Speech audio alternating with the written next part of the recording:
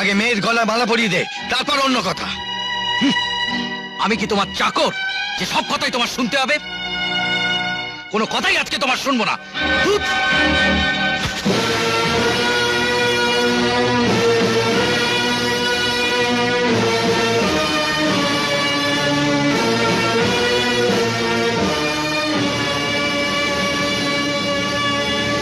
যে দাদা তোকে মানুষ করেছে, এতদূর লেখাপড়া শিখিয়েছে, সেই দাদার কথা অমান্য করে তুই তোর এই বিয়ের মালাটা ছুঁড়ে ফেলে দিয়েছিস।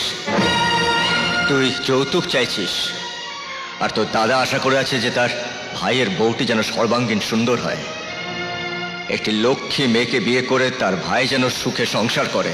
দাদাই বলুক আর যেই বলুক, কারো কথাই আজকে আর শুনবো না। দাদা যদি বলে বিষ খেতে হবে আমাকে।